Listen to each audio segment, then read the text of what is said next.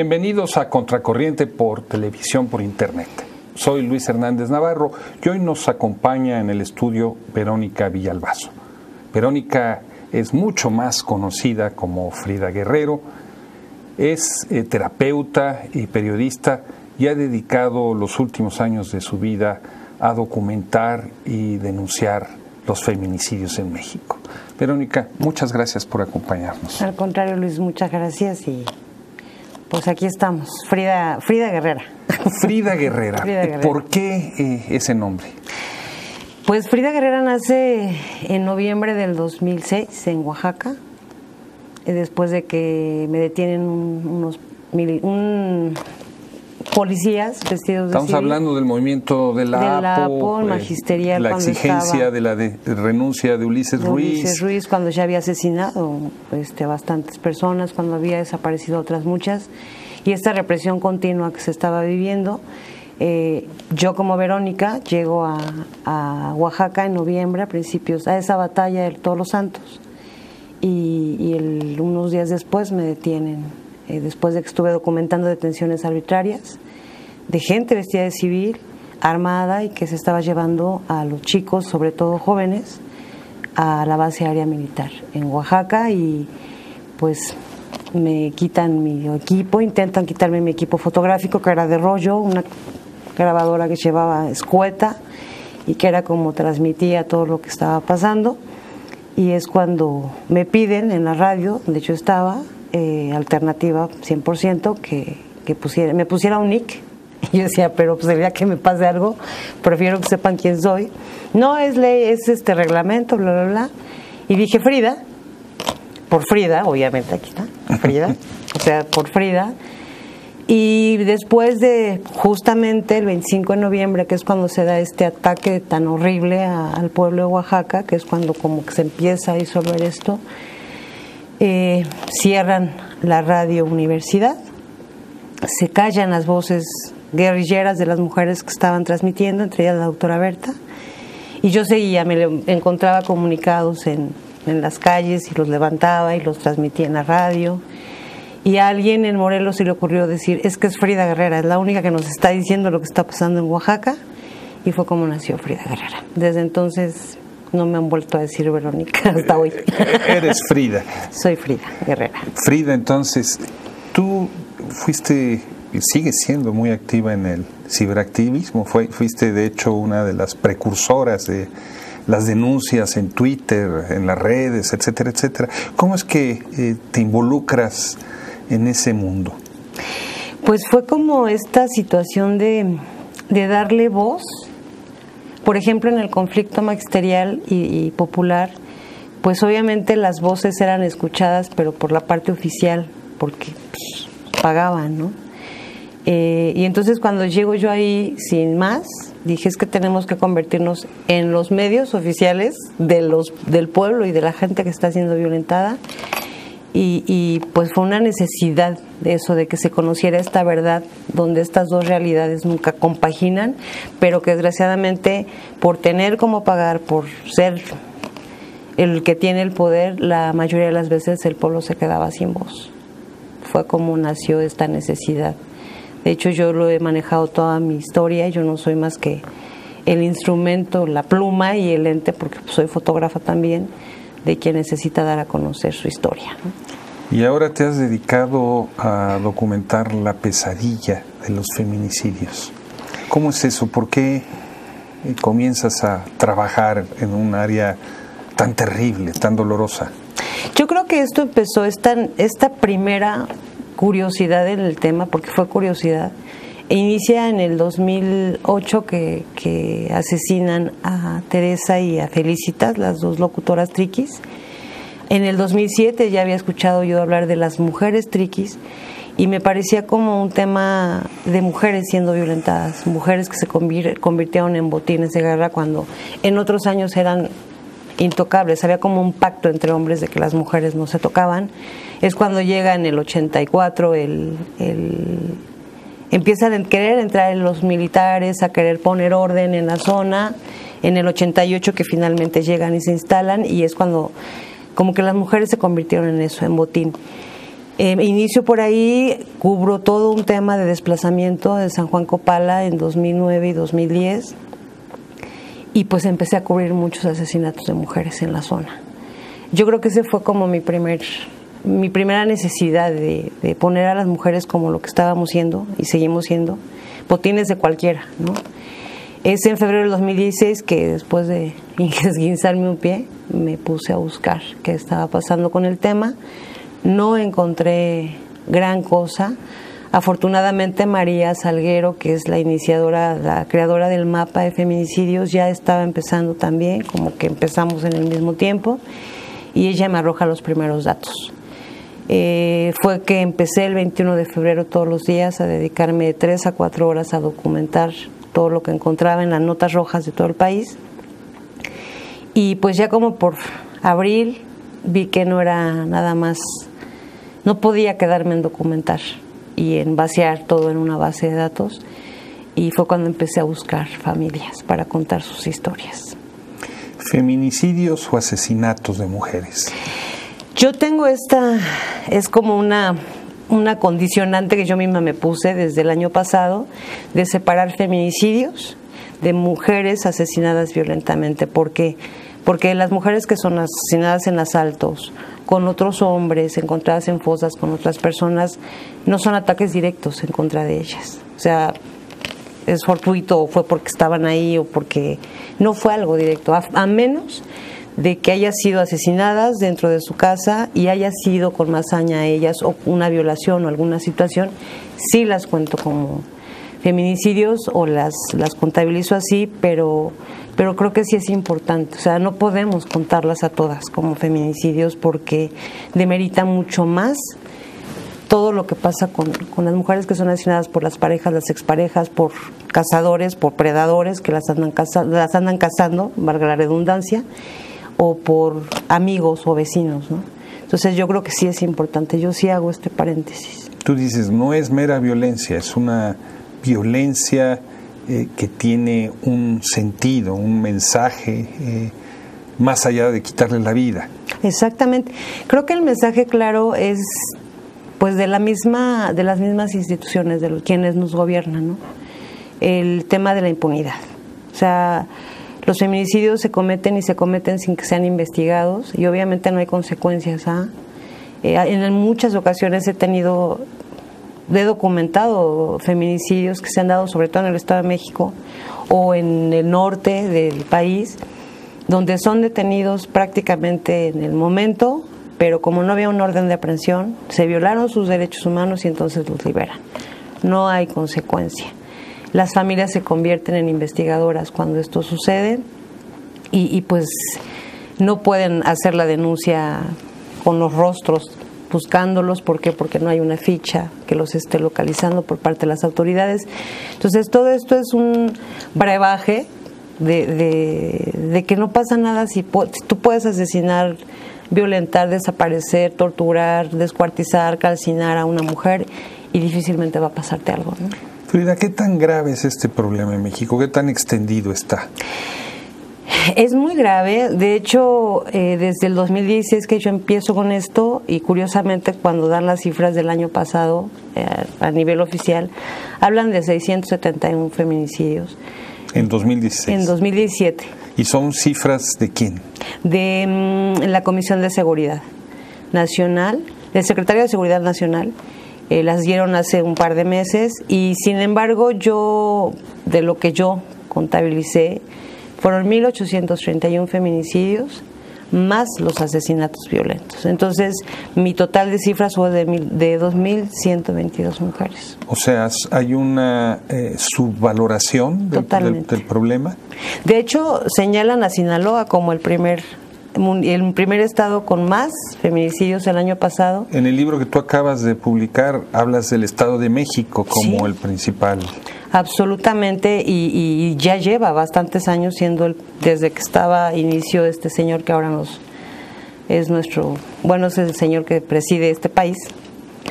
Inició esta violencia, o sea, fue evolucionando, fue creciendo hasta un grado que yo lo digo, parecieran competencias, ¿no? Entre el Estado de México, Veracruz, Guerrero y Guanajuato.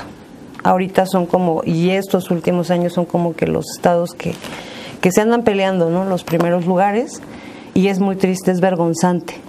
Lamentablemente el Estado de México pues tiene alertas de género en 11 municipios y yo siempre lo he dicho, las alertas de género, y aquí lo plasmo, pues son buenas, sí, como se leen, pero no se ejecutan. Y mientras no haya policías ministeriales, jueces, ministerios públicos, investigadores con esta sensibilidad para investigar con perspectiva de género, podemos tener una alerta nacional, pero no va a funcionar. Frida, en el libro haces un panorama general de lo que está sucediendo con los feminicidios y luego documentas 55 casos, son 55. ¿Cómo es que escogiste esos casos? ¿Por qué 55 si son 2000? Fue muy difícil porque pues para mí todos eran importantes. Yo quería pues que estuvieran todas, ¿no? O sea, yo he hablado con muchísimas familias durante todo este tiempo, desde desaparecidas, mujeres que tienen 1 año, 2 años desaparecidas, feminicidios. Traté como de vaciarlo todo aquí, pero fue difícil, porque son demasiadas familias rotas que yo quería plasmar acá, pero pues que no podía. De hecho, hubo un momento en el que mi editor, César Ramos, me dijo: Frida, ya, porque si no, nunca vamos a terminar. Y tú me puedes estar mandando y agregando, pero si no te paro ahorita, no vamos a cerrar nunca este libro, ¿no? Y lamentablemente yo quisiera, y de hecho así cierro este libro, o sea, quisiera ya no volver a contar una historia más, ya no seguir actualizando los datos, pero lamentablemente es imposible. ¿Cómo es la escucha de este dolor, Frida? Porque tienes, no son solamente un trabajo que hagas a partir de fuentes hemerográficas, de lo que dicen los periódicos, tú hablas con las familias de las víctimas. ¿Cómo es conversar con ellas, escucharlas? Pues primeramente es llevar mucho tiempo, es entrevistar al dolor, absolutamente.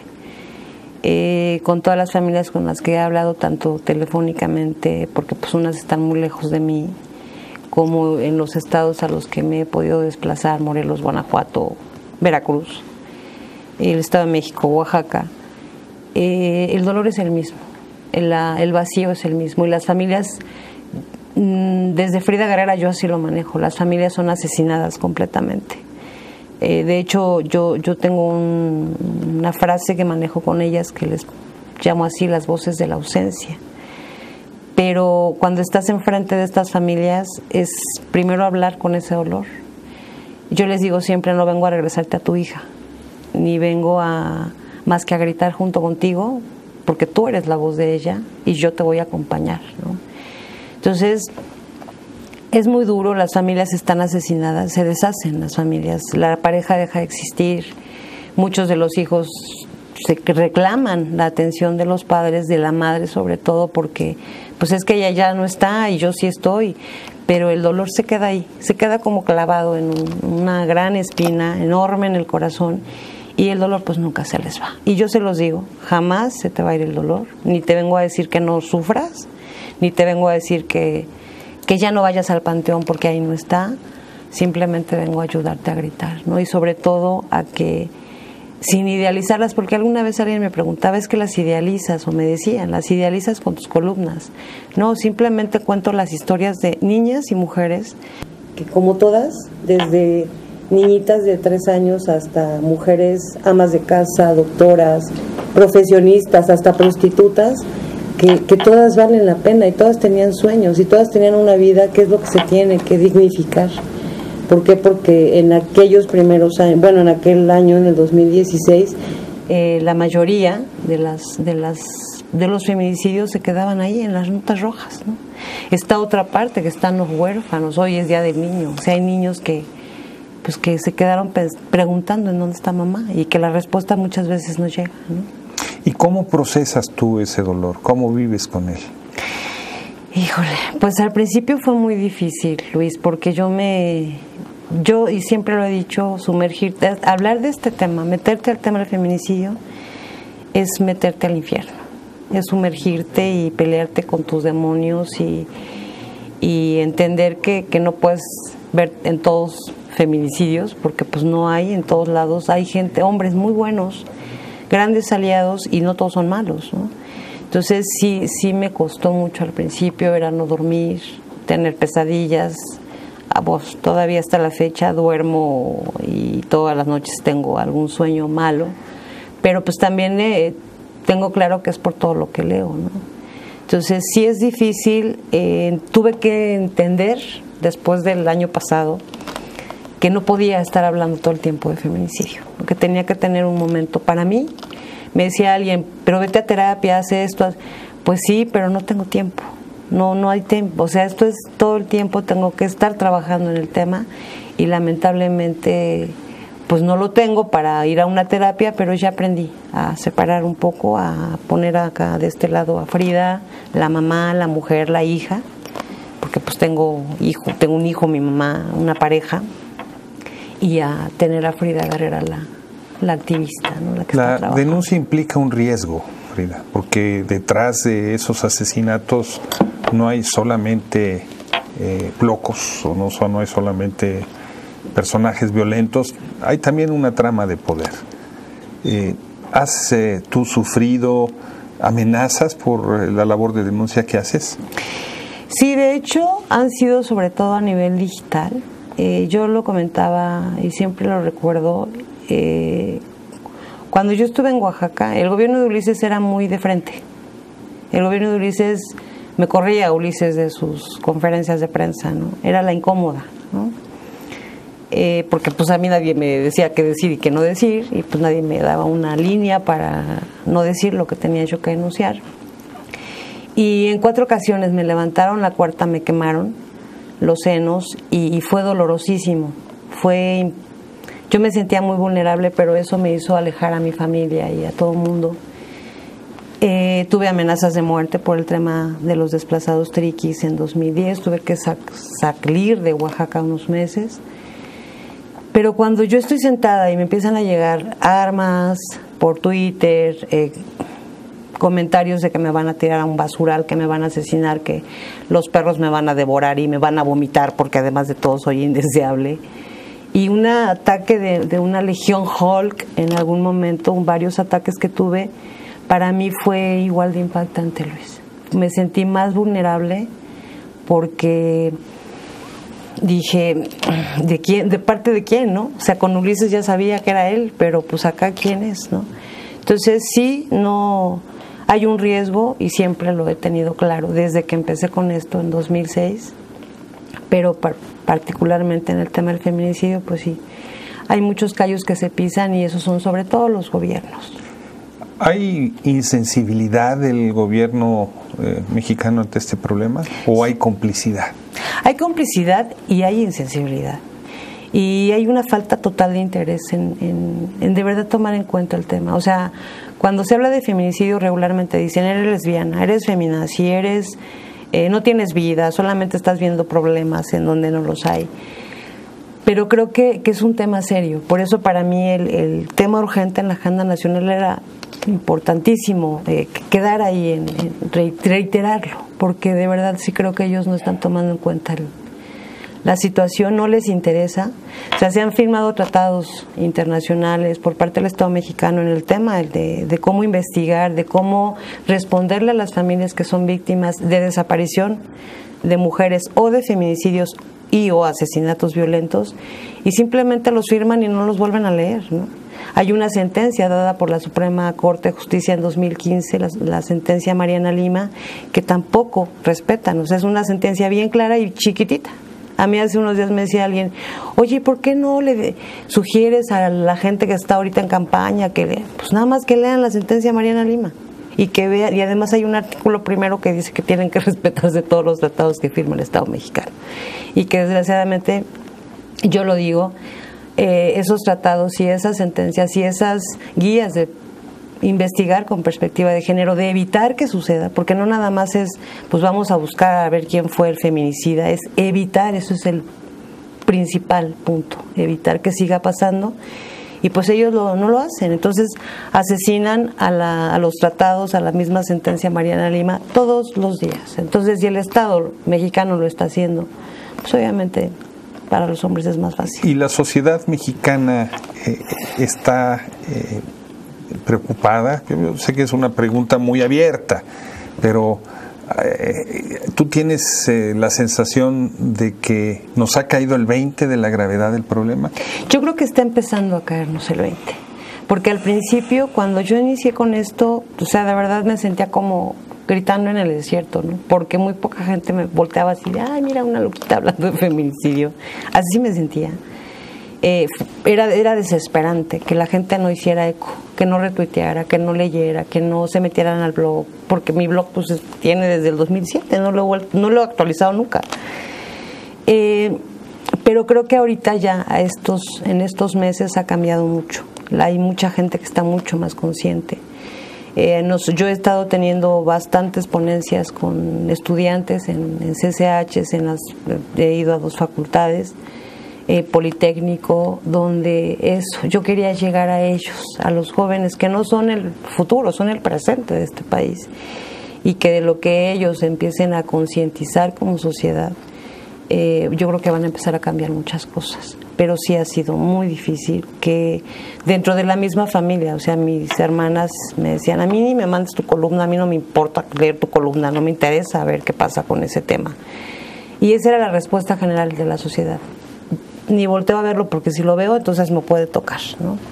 Cuando entendamos que como sociedad no estamos exentos de ser desaparecidos, de que el día de hoy en la mañana, les digo yo siempre, o sea, nunca te levantes pensando en que te van a asesinar a una mujer. Pero tenemos que tener claro que puede pasar, ¿no?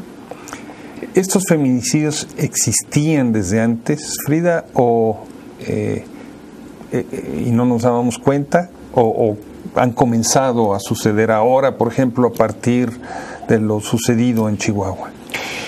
Yo creo que siempre se ha dado, pero obviamente Chihuahua, bueno, pues fue donde nos empezaron como a arrancar esos pedacitos de corazón. Yo les digo mucho estas metáforas, ¿no? O sea, para mí, cada vez que una mujer es asesinada es como ir arrancando un pedacito o ir metiendo alfileres muy delgados en el corazón. Y fue como cuando empezamos a despertar, cuando Marcela Lagarde dice, no, se llama feminicidio y así hay que nombrar a las cosas por su nombre, ¿no? Y que pelea hasta que se logra que el término sea acuñado en el país. Yo creo que la vida de esas mujeres fueron como parteaguas, ¿no? Entender lo que estaba pasando con nosotras. No creo que antes no pasara. Lo que sí creo es que había que hacerlo visible. Lo que sí creo es que había que tener un espacio precisamente para estarlo visibilizando todos los días, todos los días, todos los días. Fue que yo decidí, como Frida Guerrera, empezarlo a hacer. Yo creo que la visibilidad que se le ha dado, y como lo he dicho siempre, no es para que nos acostumbremos a que sucede, es para evitar que siga pasando.